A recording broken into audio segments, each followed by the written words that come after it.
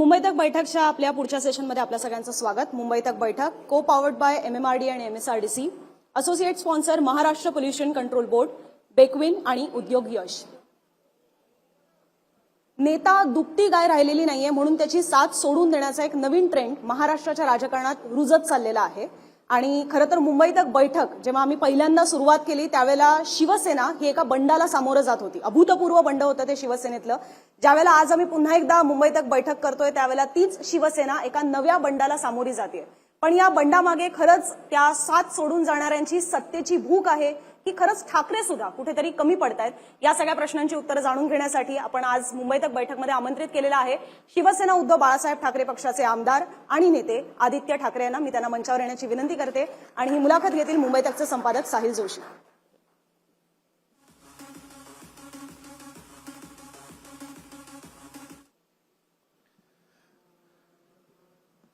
धन्यवाद अनुजा। आता गेली होती जेव्हा 6 खासदार तुमचे फुटले त्यावेळेस तुमचा दौरा सुरू झाला होता, तर तो दौरा कव्हर करायला गेली होती आणि तिथे अनेकांशी चर्चा ती करत होती।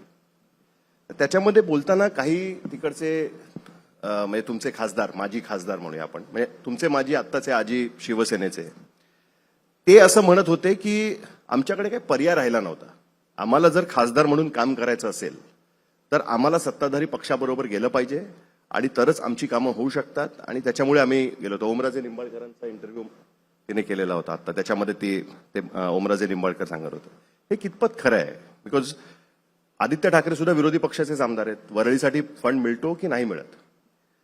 साहिलजी, आम्ही जसं त्यांचं रिपोर्टिंग बघत होतो, कारण अर्थात आम्ही पूर्ण प्रवास करत असताना तसं आपलं पण रिपोर्टिंग पाहिलं होतं आणि मला वाटतं आपणच स्पेशल शो केला होता जिथे सगळ्या खासदारांना किती फंड मिळालेला आहे आणि त्याचं किती युटिलायझेशन झालंय ह्याच्यावर वाटतं आपण शो केला होता। आणि तो नुसतं आमच्या पक्षात नाही तर सगळ्या पक्षांमध्ये त्याची खळबळ झाली होती।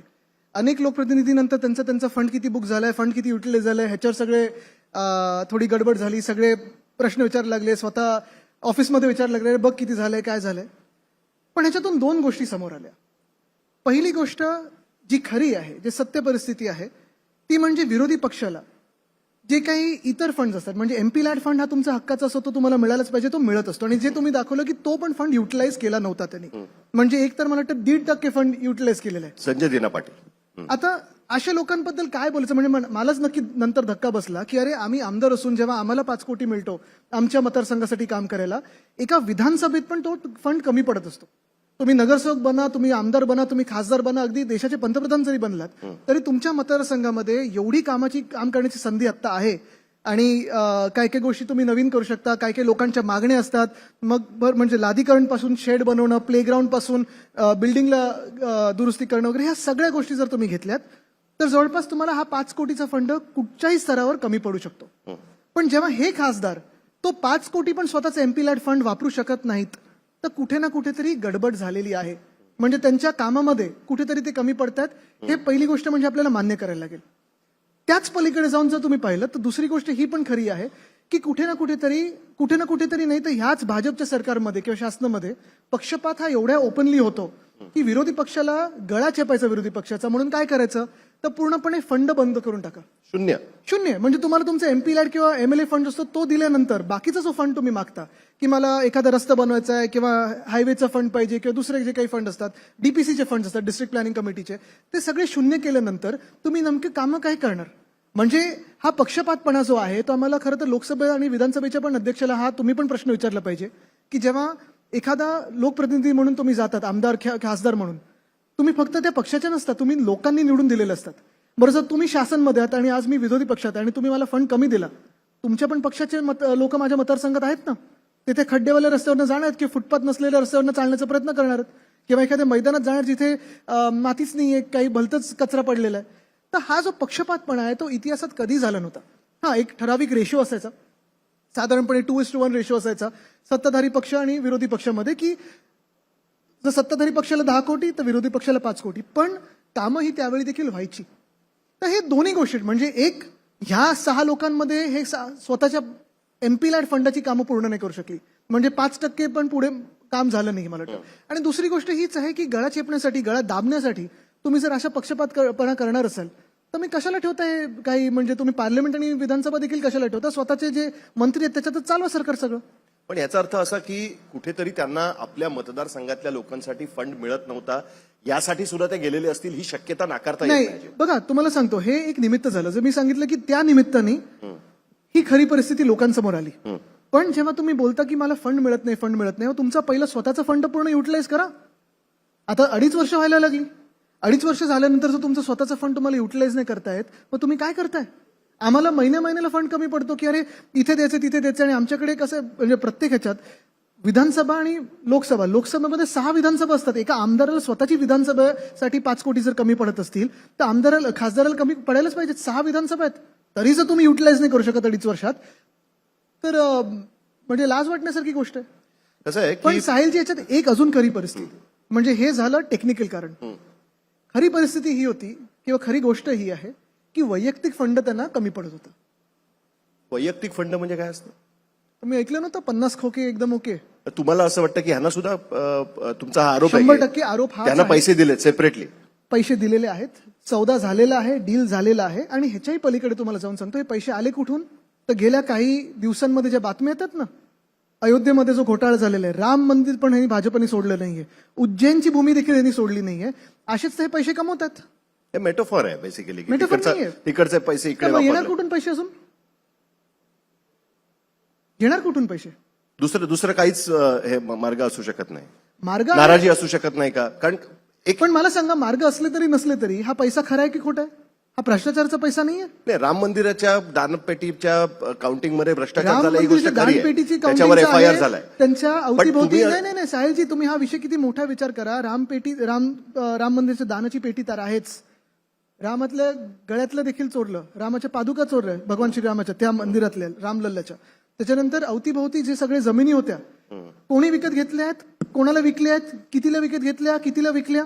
तसंच उज्जैनचं झालं. उज्जैनमध्ये स्वतः मुख्यमंत्री भाजपचे आधी पर्यटन मंत्री होते, त्यांना मास्टर प्लॅन माहिती होता. बरोबर त्यांच्या परिवाराने जिथे जिथे त्या जमिनी येणार होत्या मास्टर प्लॅन मध्ये त्या विकत घेतल्या. हे मुख्यमंत्री झाल्यानंतर ह्यांच्याच शासनाला विकल्यात. आणि हे आम्हाला भाजप हिंदुत्व शिकवणार? ज्या भाजपनी गेले 2 दशक या देशामध्ये राम मंदिरावर सगळीकडे राजकारण केलं, काही काही ठिकाणी दंगली घडवून आणल्या, आमच्यासारख्या पक्षांना देखील त्या मोहिमेत आणलं. म्हणजे माझे आजोबा वंदनीय हिंदू सम्राट बाळासाहेब ठाकरेंनी त्यांना पहिलं हिंदुत्व काय दाखवलं, त्याच्यानंतर भाजपनी रथयात्रा काढली, राम मंदिरचा विषय घेतला. आज सगळं झाल्यानंतर त्याच राम मंदिरमधून तुम्ही पैसे काढता. बाकीचं सोडा, स्वतःला काय वाटत का नाही की मी पाप करतोय किंवा असं होतंय?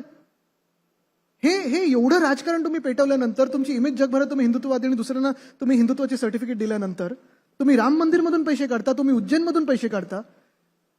मुंबईत पण अनेक विषय असे आहेत, महाराष्ट्रातले देखील मंदिरांचे विषय आहेत. वाराणसीमध्ये देखील जेव्हा मी 2 वर्षापूर्वी गेलो होतो, एवढी मंदिरं भाजपने तोडलेली आहेत त्या कॉरिडॉरच्या नावाखालती. अनेकदा असं म्हणतात की आधी कुठच्याही राजांनी एवढी तोडली नसतील किंवा बादशाहांनी तोडली नसतील, एवढी मंदिरं भाजपने तोडली. प्राचीन मंदिरं, पुरातन मंदिरं. पण तरी सुद्धा एक गोष्ट तर आपण लक्षात घेतलीच पाहिजे ना, की हे सगळे मुद्दे आहेतच. राम मंदिराच्या काउंटिंगमध्ये भ्रष्टाचार झालाय की नाही झालाय, तर झालाय, कारण त्याच्याबद्दल FIR झालाय, त्याच्याबद्दल चर्चा मीडियामध्ये सुरू आहे आणि सगळ्याच पद्धतीने सुरू आहे. FIR होऊन पुढे काय लाज Investigate- वाटत नाहीये ना? पुढे काही क्लीन चिट तर मिळणारच आहे. ती आत्तापासूनच आपण मानून पकडू की चला क्लीन चिट मिळणार आहे. त्याच्याबद्दलचं इन्व्हेस्टिगेशन सुरू आणि त्याच्याबद्दल विरोधी पक्ष पण आवाज उचलतात, या सगळ्या गोष्टी आहेत. पण माझा प्रश्न आपण मूळ याच्यावरती येऊ, कारण आजचा विषय आमचा असाच होता की ठाकरेंची शिवसेना सतत का फुटते, हा आमचा विषय होता आज बेसिकली. मी SSC माध्यमातून शिकलेलो आहे. कसं असतं की शाळेमध्ये 10वीची एक बॅच असते, 10वीची परीक्षा पास झाली की ती बॅच 11वी मध्ये जाते. मला किटी का लागते? हा, म्हणजे मला असं कळत नाहीये की शिवसेना युबीटीची किंवा उद्धव ठाकरेंची 10वीची बॅच संपतच नाहीये, ती सतत आपली जातच चालली आहे. त्याच्यामधनं जे लोक चालले ते आमची चालले. 10वीची बॅच संपत नाहीये कारण सतत पेपर फुटी होते. पेपर फुटत चाललेलं आहे. पेपर फुटी होत आहेत की स्टुडंट्सना फोडून घेऊन जात आहेत? पेपर फोडतात, स्टुडंट्स मधूनच फोडतात ना पेपर अनेकदा. मुळात झालंय काय की महाराष्ट्रामध्ये, आणि हे खूप गंभीर आहे साहिलजी, म्हणजे थोडं विश्लेषण तुम्ही पण करतात, आम्ही पण खोलावर करत असतो, थोडं अंतर्गत चर्चा ऐकत असतो. राजदीपजी इथे बसलेले, त्यांना दिल्लीची चर्चा पण माहिती असते अंतर्गत, त्यांच्या हास्यावरनं कळलं बघा. पण बेसिक असं आहे की महाराष्ट्रामध्ये ऑपरेशन टायगर नाही तर ऑपरेशन देवेंद्र फडणवीस हे सुरू. आणि 2024ला एक व्यक्ती जी आमच्यातून पळून गेली होती 2022 मध्ये, धडपड करत होती की मला मुख्यमंत्री बनायचं, तुम्हाला एवढे पैसे मी देत असतो, भाजपला एवढे पैसे देत असतो, अमुक निवडणुकीला एवढे पैसे दिले, आता मला मुख्यमंत्री बनवा. तेव्हा काही मुख्यमंत्री होऊ शकले नाहीत, कारण संघाचा पाठिंबा हे देवेंद्रजींबरोबर होता. आणि अर्थात भाजपचे स्वतःचे 130 की 135 त्यांचे आमदार आल्यानंतर एका 40 की 44 आमदार आलेल्या पक्षाला कसं मुख्यमंत्री करायचं, किती पैसे भाजपला दिले तरी. पण झालंय असं की आता 2-2.5 वर्षानंतर परत सातत्याने एक तर दरेगावमध्ये किंवा दिल्लीत जाऊन देखो ना दिया ना मैंने पैसा, अभी ये हो रहा है, अभी वो हो रहा है, हे सगळ्याची त्यांची मिसिंग लिंक ते भरून काढतायत ना, त्यांना परत कसंही त्यांना मुख्यमंत्री बनायचंय. साधी गोष्ट आहे, तुम्ही आमच्यातून 6 खासदार फोडले, लॉजिकनी किंवा कॉमन सेन्सनी जर तुम्हाला तिथे 2/3 मेजॉरिटी पाहिजे भाजपकडे किंवा तुमचं मेजॉरिटी पण बनवायची असेल तर तुम्ही कोणाकडे घेणार आहे 6 खासदार? कारण तुमच्याकडे आता काय कायदा सुव्यवस्था नाहीच आहे, कुठचाही न्याय मिळत नाहीये, तर तुम्ही कोणाकडे घेणार? भाजपकडे घेणार. विचारायला कोण आहे वरती? कोणी नाहीये, तर घेणार भाजपकडे. पण भाजपकडे नाही घेतले, कुठे पाठवले त्यांनी? मिंदेंकडे पाठवले. म्हणजे मिंदेंच्या आता किती झाले? त्यांचा आपापसातला अंडरस्टँडिंग आहे ना की नाही, हे कुठला पक्ष कोणी फोडायचा याचं अंडरस्टँडिंग understanding शिवसेना कुठे- युबीटी नाही, कोणी नाही, फोडायची साहेबजी. तर शिंदेनी फोडायची, काँग्रेस कोणाकडे जायचं तर भाजपकडे जाणार, हे अंडरस्टँडिंग आहे त्यांच्यामध्ये. महायुती एक तुम्हाला असं मिनिटं. वाटतं की आपापसात खूप तसं आहे. नाहीये. मला क्लिअर अंडरस्टँडिंग दिसतं साहिलजी, त्यांच्यामध्ये. अंडरस्टँडिंग महाराष्ट्रात नाही. तुमच्यात तर लोक निघाले. अंडरस्टँडिंग आता सचिन अहिर बघा, उपसभापती माझं तिकडे पूर्ण तर होऊ द्या, माझं पूर्ण तर होऊ द्या. अंडरस्टँडिंग हे इकडे महाराष्ट्रात आणि महाराष्ट्राच्या भाजपात आणि मिंदेंमध्ये नाहीये. अंडरस्टँडिंग हे दिल्लीच्या भाजपातलं कोणाचं आणि महाराष्ट्रातलं कोणाचं आहे. कारण 2 गोष्टी आहेत. मोदीजींनंतर पंतप्रधान बनणार कोण, हा एक मोठा प्रश्न आहेच. आता जर तुम्ही पाहिलं तर जे मुख्यमंत्री नवीन बसवलेले आहेत, मग ते सम्राट चौधरी असतील, ते हेमंत असतील, ते सुवेंदू असतील, हे सगळे मुख्यमंत्री हे काही कोर बीजेपी नाहीये. हे बीजेपीचे कार्यकर्ते जे 25-30 वर्ष घरदार सोडून जे कामं करतात, आंदोलनं करतात, घरोघरी जाऊन प्रचार करतात, कुठच्याही पदाच्या मागे लागत नाहीत, हे कोणी नाहीयेत. हे चेहरे सगळे बाहेरून आणलेले भ्रष्टाचारी लोकांचे चेहरे आहेत. का फुटले होते? तर ईडी सीबीआय मागे लागली होती किंवा पैसे देऊन यांना विकत घेतलं म्हणून. नाही, मुद्दा काय? तसंच ते मी बाहेरच्या तुम्हाला- लोकांना ऐका, केला हा मला मुद्दा आहे पूर्ण- की नाही, मी ईडी तुम्हाला सीबीआयचा मुद्दा? पूर्ण तर करू द्या. तसंच इथे परत त्यांना देवेंद्रजी नको आहेत. कारण कदाचित 29ला एक चेहरा भाजपमधून जो पुढे येऊ शकतो, जी चर्चा आम्ही सगळ्यांनी आधी केलेली आहे, ती म्हणजे देवेंद्रजींची. तर त्यांचा पत्ता आत्ताच कापायचा असेल, जर नितीन गडकरींचा कापला, शिवराज सिंग चव्हाण यांचा कापला, तर कोण? मिंदे. आणि हे सगळे जे चालले, आम्ही कोलॅटरल आहोत. चला, आमचा पक्ष फुटतो ना, आम्ही भेटत नाही, आम्ही फिरत नाही. बरं, सचिन अहिर तर हे बोलूच नाही शकत की मी भेटत नाही. परवा पण माझ्या गाडीतच होते. पण मुद्दा हा आहे, खरंय, पण मुद्दा हा आहे, ममता बॅनर्जी भेटत नाहीत का? आंदोलनं करत नाहीत का? राज्यात फिरत नाहीत का? दौरे करत नाहीत का? अरविंद केजरीवाल भेटत नाहीत, फिरत नाहीत, आंदोलनं करत नाहीत. ते तिथे पण मला सांगा, टीएमसीचे जेव्हा 20 खासदार फुटले, भाजपमध्ये का नाही घेतलं त्यांनी? कुठे पाठवलं? की कुठचा तो पक्ष? एनसीपीआय. आता एनसीपी रोहित इथे बसले, तुमचं नाही ना कुठे?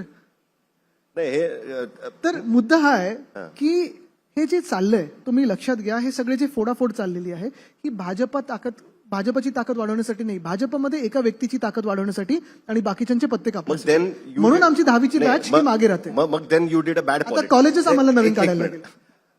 मग then you did a bad politics. त्यापेक्षा 2019 मध्ये तुम्हीच जर देवेंद्र फडणवीसांना मुख्यमंत्री बनवून टाकलं असतं, तर ना शिंदे राहिले असते, ना शिवसेना तयार झाली असती, ना त्याच्यातनं काय, म्हणजे जे सगळ्या गोष्टी झाल्या झाल्याच नसत्या. आम्ही हे मान्य करतो की आम्हाला राजकारण जमत नाही. इतर राजकीय लोकांसारखं जे घाणेरडं राजकारण आहे ते आम्हाला जमत नाही. तुम्हाला फ्रँकली सांगतो, आता पण जे काही 2-2.5 वर्षामध्ये घाणेरडं म्हणायचं की स्मार्ट पॉलिटिक्स.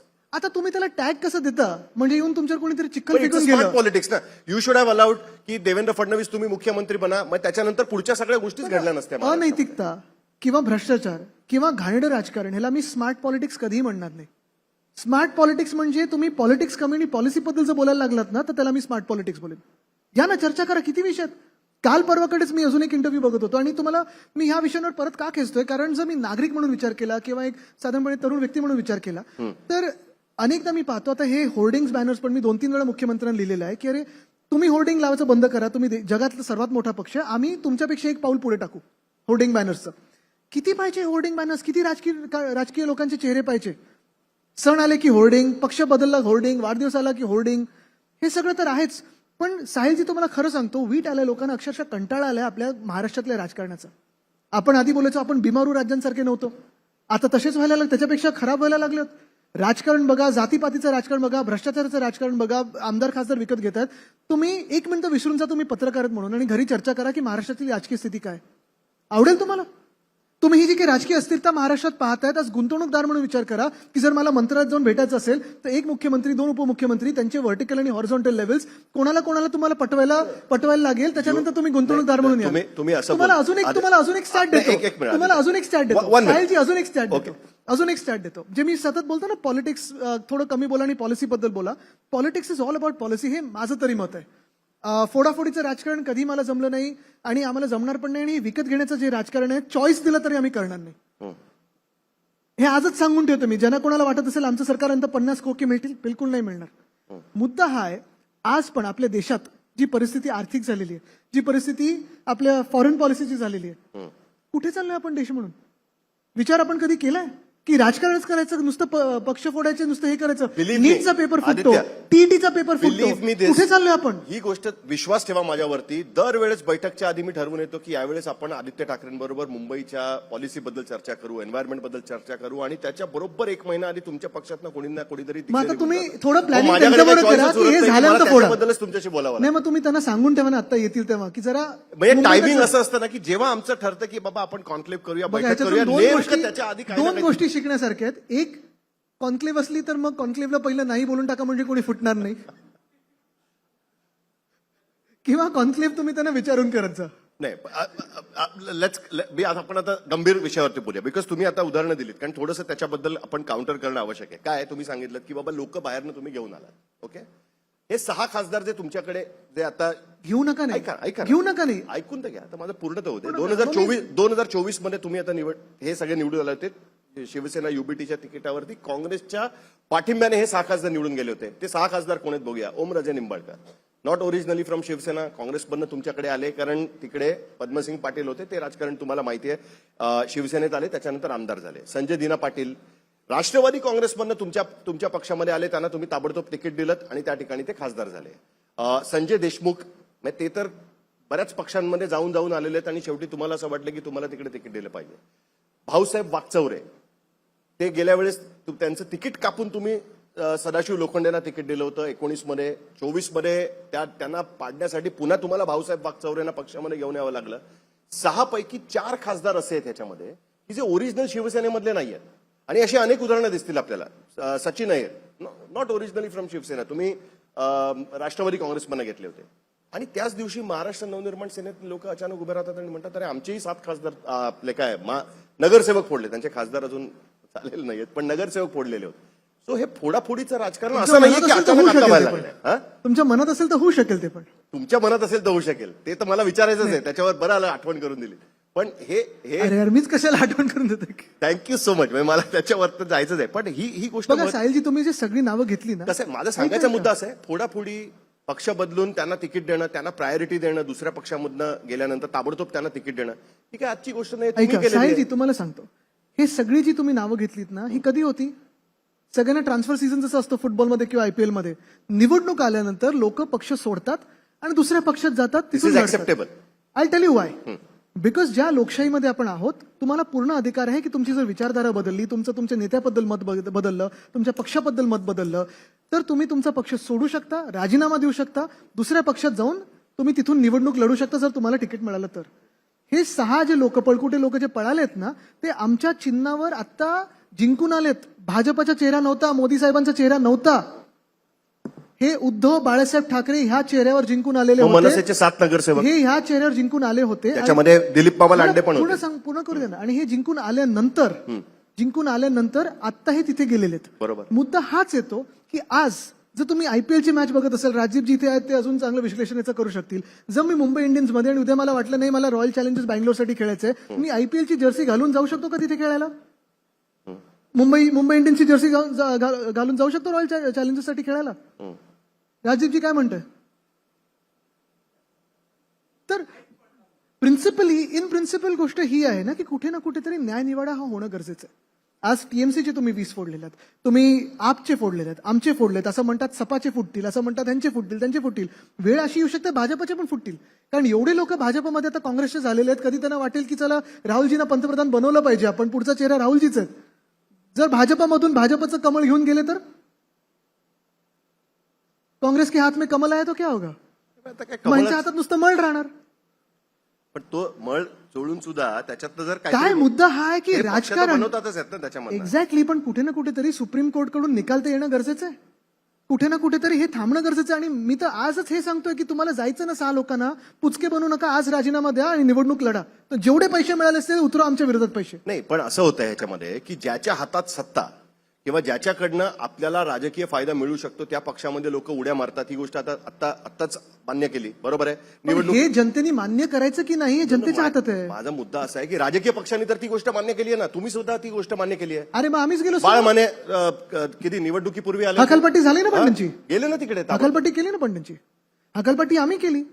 राजकारणामध्ये ते जाणार होते काही- म्हणून हकालपट्टी. नाही, त्यांनी विड्रॉ केलं म्हणून आम्ही ताबडतोब हकालपट्टी केली. नाही, माझा मुद्दा असा आहे की राजकारणामध्ये काहीतरी पातळी ठेवली पाहिजे. तुम्हाला त्या मतदारसंघामध्ये शिवसेनेचा म्हणून माणूस सापडला नाही, तुम्हाला भारतीय जनता पार्टीमधनं घ्यायला लागला आणि त्याला तिकडे अरे पण अनेक शिवसैनिक आमचे आता भाजपमध्ये दिसतात, अनेक शिवसैनिक आमचे दुसऱ्या पक्षात दिसतात.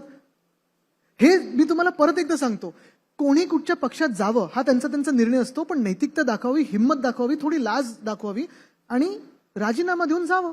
नाही, आपण राजकीय नैतिकतेबद्दल बोलतोय. इनफॅक्ट तुम्हाला आज पण मी सांगतो, आपण राजकीय आज पण तुम्हाला सांगतो, जे कोणी आमच्या पक्षामध्ये येतात, जेव्हा पहिली भेट आमची होते की आम्ही अमुक पक्ष सोडून तुमच्या पक्षामध्ये येतोय, आज पण आम्ही त्यांना सांगतो की एक पहिली गोष्ट म्हणजे पहिलं राजीनामा देऊन या, पक्ष फोडून येऊ नका. दुसरी गोष्ट म्हणजे तुम्ही तुमच्या बॉसबद्दल किंवा फॉर्मर बॉसबद्दल घाणेरडं बोलणं हे बिलकुल अपेक्षित नाही. उलटं बोलला नाही तरी आम्हाला चालेल, तुम्ही तुमच्या कामाला लागा. पण जे काही घाणेरडं राजकारण आता झालेलं नाही, वाटेल ते बोलायचं, मनातील ते बोलायचं, असेल हिंमत तर सांग ना, पैसे नव्हते तुला, पैसे कमवायचे होते म्हणून गेलास. अमुक भेटत नाही, तमुक भेटत नाही, असं होत नाही, तसं होत नाही. पण हे खरं आहे का? भेटत नाही वगैरे हे तुणतुण मी बघा, कधी तुम्हाला तर मी भेटत नाही कारण पक्ष फुटतो. आता तर मी ठरवलंच आहे की पुढच्या कॉन्क्लेव्हला लपून कुठेतरी दुसरीकडे जायचं. नाही, आपण माझा सांगण्याचा मुद्दा असा आहे की हे खरं आहे का? हे कधीपासून सुरू आहे की आम्हाला काय मातोश्रीचे दरवाजे आमच्यासाठी उघडे नसतात, हे आम्हाला तसं नसतं आणि अरे मी पण त्याच्यामुळे हाच आम्ही जातो. दरवाजा शोधतो नेमका की कुठचा एवढा मस्तपैकी बंद आहे की हे लोक येऊ नाही शकत आणि बरोबर ज्यांना यायचं त्यांना येऊ शकतात. पण हे सगळं खोटं आहे. बघा हे तुम्हाला अजिबात खरं नाही. 2004-2005 साली कोटरी तो शब्द चालू झाला होता. 4 तेव्हा जणांचा. वंदनीय हिंदू सम्राट बाळासाहेब ठाकरे आमचे दैवत आहेत, पण उद्धव ठाकरे आम्हाला भेटत नाहीत. हो. आता उद्धव ठाकरे आमचे दैवत आहेत, आदित्य ठाकरे आम्हाला भेटत नाहीत. काय तुम्ही भेटता की नाही भेटत? तुम्ही ठरवा. कारण अरे मला तुम्ही सांगा, भेटत नसलो तर कसं चालेल या राजकारणात राहून? मुद्दा असा आहे की आता हे ना काय आंघोळीला सोबत घेऊन जायचं का की चला आपण एकत्र आंघोळ करूया? एवढं मी कोणाला आत घेणार नाहीये, हे तुम्हाला आजच लिहून देतोय. म्हणजे राजकारण करणं मग आता मुश्किलच. 6 लोक डोळ्यासमोर आहेत, जाऊ दे.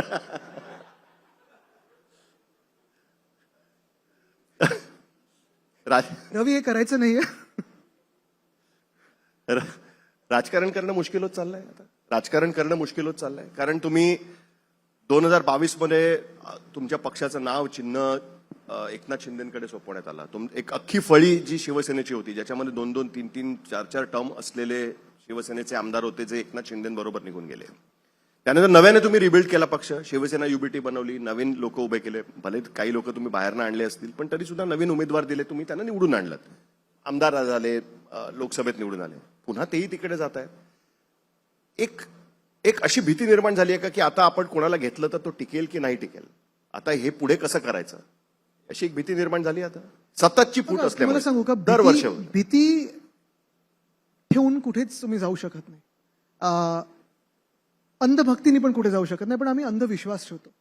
जे कोणी सोबत असतात अनेकदा असं सांगतात की सपोज तुम्ही आता आमदार असाल, अरे साहिल जोशी फुटणार आहेत, लक्षात ठेवा. तर लक्ष ठेवा म्हणजे नेमकं काय करायचं? कोण सांगतं या सगळ्या गोष्टी?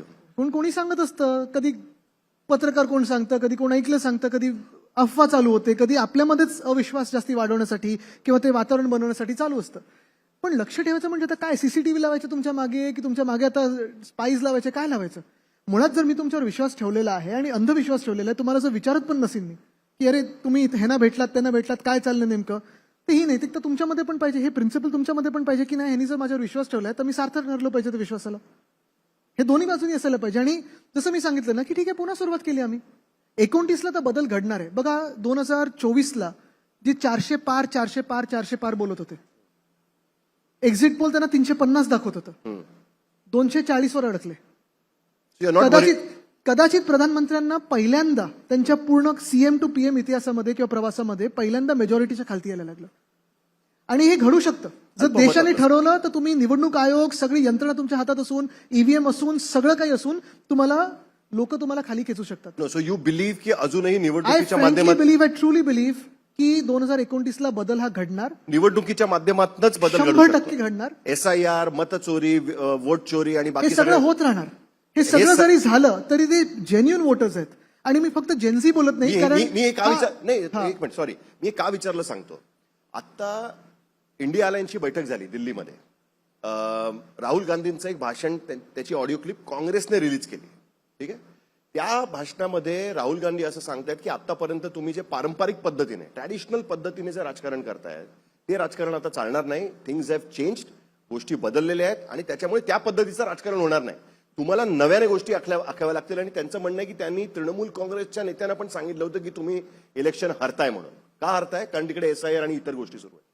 कुठेतरी असं वाटतंय की राहुल गांधींचा निवडणुकीच्या राजकारणावरचा विश्वास उडत चाललाय आणि यू आर सेइंग की नाही आपण निवडणुकीच्या माध्यमातच जिंकून जाऊ शकतो. नाही, मी तुम्हाला याच्यात दोन्ही मी बाजू हा सांगतो. प्रश्न विचार. दोन्ही बाजू सांगतो. त्यांचं म्हणणं हे आहे, जे उद्धव साहेब पण आता म्हणत होते, की क्रांती किंवा बदल हे फक्त मतांवर किंवा तुम्ही निधी मिळतोय निधी मिळत नाही ह्याच्यावर होऊ शकत नाही. तुम्हाला क्रांतीसाठी किंवा बदलासाठी रस्त्यावर उतरायला लागतं, त्या जोमाने उतरायला लागतं, जोशाने उतरायला लागतं, सगळं काही जोश असायला लागतो. पण हे होत असताना जी निवडणूक 24 मध्ये झाली आणि आता जी होणार आहे निवडणूक 29 मध्ये, अर्थात SIR तर होणार आहे. बंगाल आणि बिहारमध्ये आणि आपल्यामध्ये SIRचा फरक हा आहे की बंगाल आणि बिहारमध्ये निवडणूक असताना तोंडावर 1 महिन्यावर असताना हा SIR घडला होता किंवा झाला होता किंवा करून घेतला होता.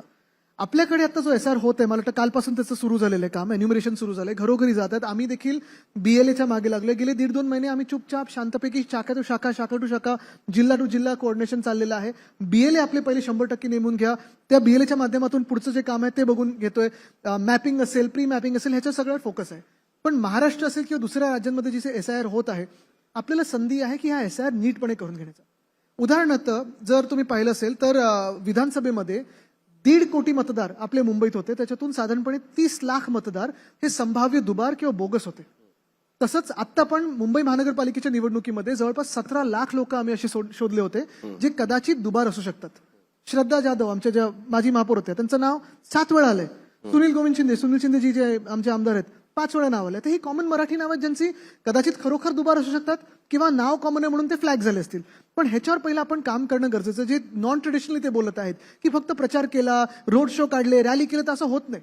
बरं, ममता दिदींकडे काय केलेलं, तर एका व्यक्तीला हरवायला, मी बाई पुरुषमध्ये फरक करणार नाही कारण त्यांची ताकद तेवढीच असते मला वाटतं, पण एका व्यक्तीला हरवायला, एका ममता दिदीनं हरवायला त्यांनी पूर्ण काय CISF, BSF वगैरे 3 लाख सैन्य दल त्यांनी बेंगालमध्ये पाठवलं निवडणुकीसाठी. जे मणिपूरमध्ये पाठवलं पाहिजे होतं किंवा POK मध्ये घुसवायला पाहिजे होतं, त्याचा वापर भाजपने स्वतःच्या निवडणुकीसाठी केला. म्हणजे 90 लाख मतदार तुम्ही पहिले काढले, त्याच्यानंतर तुम्ही मिलिटराईज केलं निवडणूक आणि तुम्ही तुमच्या बाजूने करून घेतली.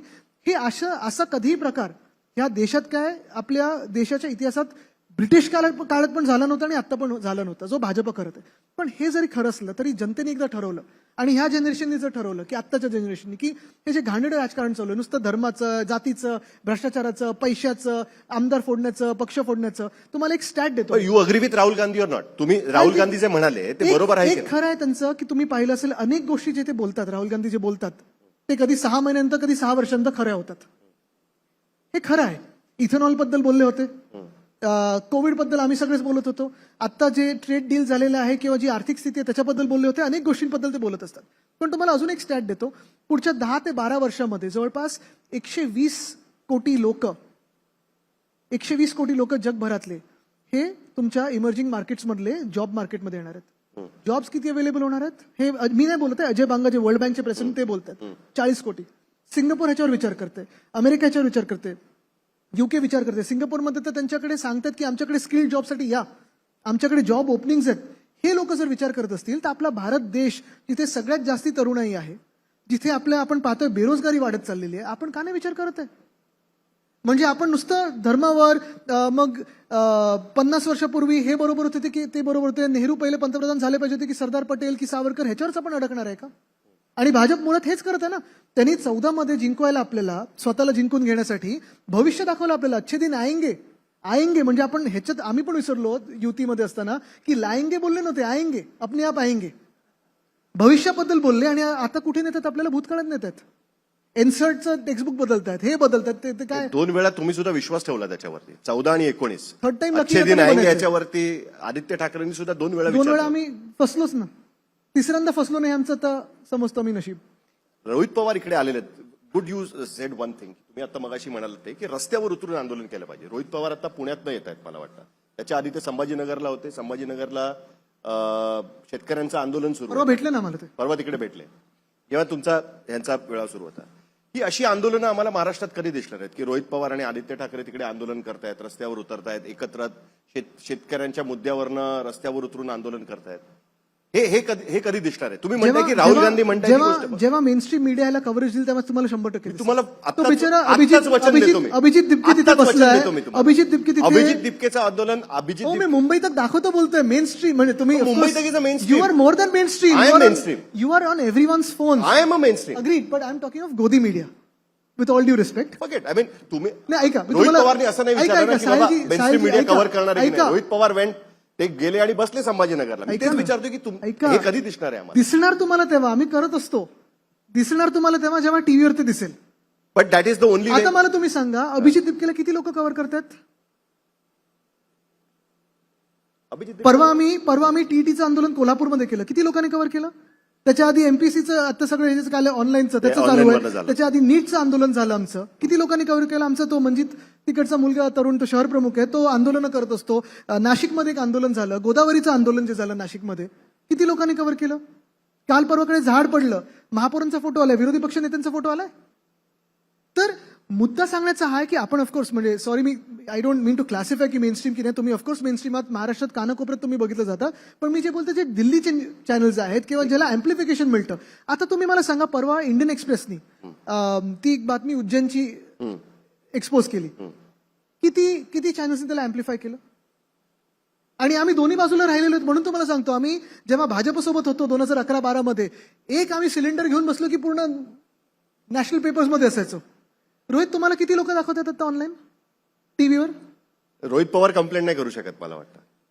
मुंबई तकची कोणालाही कंप्लेंट नाही आहे. ते म्हणाले तिकडे आल्यानंतर सांगतील म्हणून. नाही, मुद्दा हा आहे सांगण्याचा की ती गोष्ट झाली. आणि दुसरं म्हणजे अर्थात पण राजकीय- मीडियाच्या भरोशावरती ऐका, ऐका. आंदोलन नाही करताय. साहिलजी, पण दुसरी तुम्ही गोष्ट म्हणजे 2020 ऐका ना, माझं पूर्ण तर होऊ द्या. 2024चं उदाहरण तुम्ही आता मगाशी दिलं. मला तुम्ही सांगा, 2024 आम्ही मध्ये. धारावीचं आंदोलन जे करतोय, मागच्या आठवड्यात शाहूवाडीचं आंदोलन झालं, त्याच्या आधी मी कुंभारवाड्यात जाऊन आलो होतो, त्याच्या आधी धारावी कोळीवाड्यात जाऊन आलो होतो. किती लोकांनी कव्हर केलं? तुम्ही जाताय ही रस्त्यावर. सगळी रस्त्यावरचीच आंदोलन आहेत. म्हणजे रस्त्यावर काय बसलात, फुटपाथवर काय बसलात, मैदानात काय बसलात, ही आहेत जमिनीवरचीच आंदोलनं. बरं, आम्ही काय किंवा आमच्या खासदारांनी काय, आमदारांनी काय किंवा जिल्हा प्रमुखांनी काय, कोणी जरी केलं, पक्षाने केलं, तर ते एक गोष्ट झाली. दुसरी गोष्ट तुम्हाला एक महत्त्वाची सांगतो. कुठे ना कुठेतरी अजून एक असं झालेलं आहे की नुसतं विरोधी पक्ष नाही, तर लोकांनी देखील तेवढं पुढे येणं गरजेचं आहे. कारण काय होतंय, एक थोडा जो गॅप मला महत्त्वाचा वाटतोय की अनेकांना वाटतं की नुसतं सोशल मीडियावर व्यक्त होणं म्हणजे सरकारला फरक पडतोय. तिथे शेतकऱ्यांना 6 महिने बसावं लागलं, तेव्हा तो फरक पडला सरकारला. कारण निवडणुका तोंडावर कृषी कायद्यांच्याबद्दल कृषी कायद्यांबद्दल निवडणुका तोंडावर आल्या होत्या आणि त्यांचं सर्वे दाखवायला लागला. असं नाही होऊ शकत की फक्त आंदोलन झालं पण आम्ही शांत राहिलो. त्याचा परिणाम जसं पुण्यामध्ये मी अनेक वेळा ते रिव्हरफ्रंट डेव्हलपमेंट वेताळ टेकडीच्या आंदोलनात गेलेलं आहे. वेताळ टेकडीवाले तर बिचारे आत्ता पण आंदोलनं करत असतात. नाशिकमध्ये गोदावरीचं आत्ता आंदोलन झालं, त्याच्या आधी तपोवनचं आंदोलन झालं. तपोवनच्या ह्याला पण मी गेलो होतो. गोदावरीच्या आधी मी 5 दिवस आधी जाऊन सगळ्या आमच्या नगरसेवकांनी सगळ्यांना भेटून आलो होतो. पण त्याचं जे अँप्लिफिकेशन व्हायला पाहिजे आणि जी स्थानिक जनता पण यायला पाहिजे, हे दोन्ही गोष्टी या होतात जेव्हा एखादं ती चळवळ बनते. त्याला चळवळ बनायला आता आपण पाहतो, आता त्या स्लंबरमधून आपण बाहेर येतोय. आतापर्यंत विश्वास नव्हता की आपण ह्या महाशक्तीला हरवू शकत होतो. आत्ता तो विश्वास बसायला लागलाय. म्हणून तुम्ही पाहिलं असेल, अभिजित दिपकेचं मी का उदाहरण दिलं, कॉक्रोच जनता पार्टी कसं सुरू झालं? कारण कोणीतरी सूर्यकांत बोलले बरोबर ते कॉक्रोच झालं, त्यांनी एक तो ट्विटर अकाउंट बनवला. त्यानंतर जो नीटचा पेपर फुटला आणि त्यानंतर जी लोक रस्त्यावर आली. आज आम्ही कधी मुद्दाम तिथे गेलो नाहीये, कारण ह्याचं कारण एकच आहे, अजून राजकीय रंग त्याला लागला नाहीये आणि मला वाटतं अजून लागूही नाही. तिथे जे लोक फेन्स सिटर्स असतील, अराजकीय असतील, भाजपमधले पण जे लोक असतील ज्यांना वाटतं की नाही माझ्यावर अन्याय होतोय, हे चुकीचं आहे, हे पण आले पाहिजेत. Very good. तुम्ही कॉक्रोच जनता पार्टीचा विषय काढलात, कारण मला उद्धव ठाकरेंचं स्टेटमेंट आठवतंय. ते इंडिया अलायन्सच्या मीटिंगमध्ये उद्धव ठाकरेंनी दिलं होतं. त्यांनी असं म्हटलं की कॉक्रोच जनता पार्टीला जो काही सपोर्ट मिळतोय हे विरोधी पक्षाचा फेल्युअर आहे. हे स्वतः उद्धव ठाकरेंनी मान्य केलं. जो मुद्दा मी मांडायचा प्रयत्न करत होतो, आम्हाला रिइन्व्हेंट तर करायलाच लागणार. विरोधी पक्षांनी ज्या पद्धतीने जी आंदोलनं करायला पाहिजे ती अभिजित दिपके सारखा मुलगा येऊन करायचा प्रयत्न करतोय, हे विरोधी पक्षाचं फेल्युअर आहे. स्वतः उद्धव ठाकरे म्हणाले. बरोबर आहे. म्हणून तर आम्ही सतत सांगतो ना की आम्हाला रिइन्व्हेंट ऍज सगळ्याच पक्षांना, राईट फ्रॉम भाजप टू आम्हाला ह्या जनरेशनसाठी किंवा आत्ताच्या वेळेसाठी करायला लागणार. जर देश पुढे चालला असेल, देशाची विचारधारा वेगळीकडे असेल, राजकीय विचारधारा वेगळी असेल, तेव्हा त्याच्यावर आले बघा टाइम्स अप, ते भाजपसाठी आले तुमच्या त्या प्रॉम्प्टरवर. नाही, तरी सुद्धा मी एक प्रश्न अजिबातच सोडणार नाही, मी नाही. तुम्हाला सॉरी एकच उदाहरण देतो. आता जे तामिळनाडूमध्ये पण घडलं, TVK, बरोबर आहे. कोणाला वाटलं होतं की एक वेगळा पक्ष ज्यांनी तेवढा प्रचार नाही केला, जेवढं आंदोलन आपण म्हणतो की अरे Fresh फिरायला चेहरे, पाहिजे, नवीन भिंगरी लोकं. जाऊन फिरायला पाहिजे, लोकांना फ्रेश नुसतं चेहरा नाही तर तुम्ही काय ऑफर करताय जनतेला, किती पॉलिसीबद्दल ऑफर करताय, तुम्ही काय बोलताय, काय करताय आणि किती करून दाखवताय, किती वचनपूर्ती करताय, हे लोकांना देखील पाहिजे असतं. ठीक आहे. माझे शेवटचे 2 प्रश्न आहेत. पहिला प्रश्न माझा हा आहे की मला आठवतंय की ठाण्यामध्ये खूप आधीची गोष्ट आहे, 4 नगरसेवक फुटले होते आणि वसंत डावखरेंचा तिकडे उमेदवार निवडून आला होता महापौर पदामध्ये. त्याचं पर्यावसन असं झालं होतं की तिकडे श्रीधर खोपकर यांचा खून झाला होता आणि शिवसेनेने त्यावेळेस दाखवून दिलं होतं की आमच्या विरोधात जर कोणी बंडखोरी केली तर त्याचं काय होऊ शकतं. आता तुडवा सांगून सुद्धा लोक तिकडे जायला तयार नाहीये. त्याचा अर्थ काय काढायला पाहिजे आपण, की कार्यकर्त्यांमध्ये तो जोश राहिलेला नाहीये, की आता त्याच्यात ते करण्याची कोणाची हिंमत राहिलेली नाही, की तयारी नाही. त्याचा अर्थ काय काढायचा. गनिमी कामासाठी थोडा वेळ लागतो, पण तुमच्यावर उचकाउचकीची केस होऊ शकते. मी विचारतोय, तुडवा हे शब्द तुम्ही म्हटलेला आहे. बघा उद्या काय झालं तर साहिल जोशींनी मला प्रश्न विचारलेला आहे, उचकवलेला आहे. जोपर्यंत तुम्ही करत नाही तोपर्यंत ती केस आता अधिवेशनात काही झालं तर बघा, आता तर असं वाटतंय की ते मी होण्याची तर शक्यता नाही आहे. तुमच्यावर कल्पेबल पडेल. नाही, ऐका कसं असतं की ऑपरेशन तुडवा असेल किंवा जसं वेळ बदलतो वगैरे सगळ्या गोष्टी आहेत, पण कोणी स्पोरॅडिकली काही केलं, अर्थात ते त्यांचा तो राग आहे तो तिथे होऊ शकतो, तो आम्हाला माहिती नाही. पण निश्चित एक गोष्ट आहे की ह्या 6 पुचक्यांमध्ये निवडणूक लढण्याची किंवा जनतेत जाण्याची हिंमत नाही. पण you will still fight in Worli. Why not. परत वरळीतच मी लास्ट टाइम पण बोललो, वरळीतून लढवा किंवा वाराणसीतून लढवा, नो प्रॉब्लेम. लढायची तयारी आहे पूर्णपणे. ऑफकोर्स, त्याच्यात काय. आणि आता मगाशी तुम्ही आठवण करून दिली होती आपल्या त्या सगळ्या ह्याच्यामध्ये तो अरे मला वाटलं विसरले. नाही, अजिबात चला नाही. आत्ता जाऊया बोलली. नाही, काय आता काय होणार आहे त्याचं, ते महापालिकेमध्ये ठाकरे बंधू एकत्र येणं वगैरे. आणि मला वाटतं पब्लिक डिमांड एक निश्चित काय त्याच्यामध्ये होत आहे. तुम्ही पाहिलं असेल, आम्ही जे एकत्र आलो, जी तिसरी भाषा आपल्यावर पहिलीतून लादली जात होती त्याच्या विरुद्ध एकत्र आलो. त्याच्यानंतर जो माहोल बनत गेला, लोकांची डिमांड वाढत गेली, लोकांमध्ये ते वातावरण बनत गेलं. आणि अर्थात राज्यासाठी असेल, देशासाठी असेल, खरोखर समाजातले जे विषय असतील त्याच्यासाठी आम्ही जवळपास एका सुरातच बोलत असतो आणि महापालिकेत पण एकत्र काम करत असतो. पुढच्या निवडणुकांमध्ये अर्थात दोन्ही पक्षप्रमुख हे चर्चा करतीलच. पण इट इज निवडणूक टू निवडणूक, की आता पुढच्या काळामध्ये राजकारण एकत्र करण्याच्या दृष्टीने प्रयत्न आहे कुठे. एकत्र तर महाराष्ट्रासाठी केलं आलोच पाहिजे आहे की ना. नाही केलं आम्ही पाहिजे? पहिल्यापासून बोलतोय की एकत्र आलो एकत्र राहण्यासाठी, आणि ते आम्ही करत आहोत. एक नवीन फोर्स, की कारण आता एक परिस्थिती अशी झालेली आहे की तुमचे पण लोक ज्या पद्धतीने चालले आहेत, स्ट्रेंथ ऑलमोस्ट सेमच होण्याची शक्यता वाटायला लागलेली आहे हळूहळू. हर फिक्र को धुए में उडाता चला गया. चलो ठीक आहे, याच बोर्डवरती thank you so much Aaditya Thackeray. खरं तर मला शंका होती की येणार नाही येणार, पण शेवटी आता मला कळलंय पुढच्या वेळी काय करायचं. सगळ्या आमदारांना पहिलं रिसॉर्टला न्यायचं, मग मुंबई तक यायचं. Thank you so much. एक विश्वास आहे ना, तर परत ती हेडलाईन चालेल की आदित्य ठाकरेंनी दर्शवला विश्वास. Thank you so much. थँक्यू, धन्यवाद. आदित्यजी, मी 2 मिनिटं थांबण्याची विनंती करते. Global Saint Angelo's group of कंपनीजचे मालक ॲग्नेलो राजेश अथायडे तुम्हाला पुष्पगुच्छ देऊन तुमचे आभार व्यक्त करते.